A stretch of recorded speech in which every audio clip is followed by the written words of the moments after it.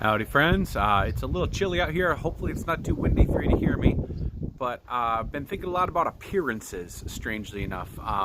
Lots of complaints from folks about not being able to get their hair cut. I'm sure none of you out there dye your hair, but if you don't, and you haven't cut your hair lately, maybe you're looking shabbier than you think you would like to look.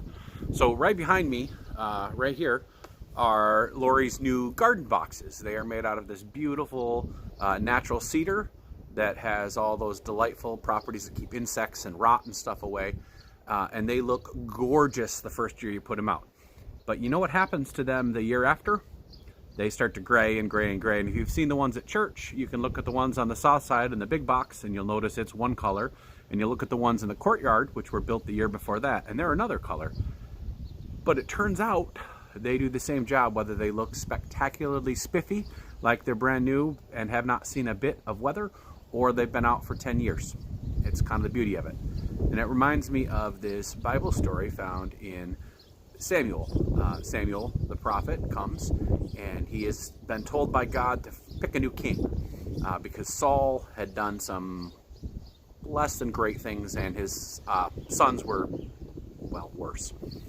And he goes to Jesse to see all of Jesse's sons, to say which one will be it, because God has pointed him in that direction. And he looks out at each one of those sons. And God whispers into Samuel's ear, do not look at outward appearances. Don't look at statures or height. God doesn't care about that stuff. God cares about what's in one's heart.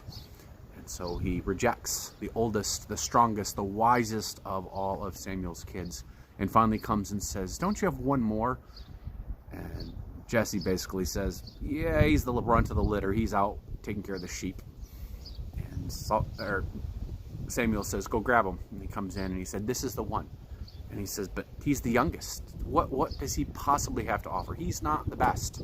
My older ones are better, more important. They're bigger, stronger, better looking. And Samuel tells Jesse that God doesn't care about that.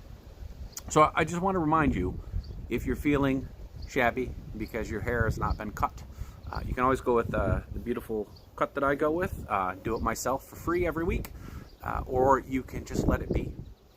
And maybe it's a little snarly. Maybe the color's not quite what you'd like. Maybe you've got a quarantine beard, whatever it happens to be. And while you may think, oh dear, no one's going to recognize me, or I don't want anyone to see me like this, know that God does not care one little bit.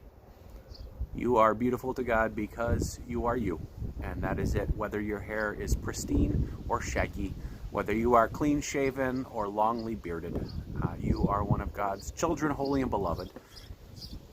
Remind yourself the next time you look in the mirror, if you start to question that all of those outward things do not matter.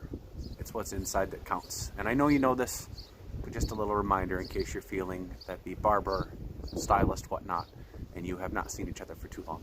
Hope you're all really well, and I will hopefully see you all very, very soon. Take care. Bye.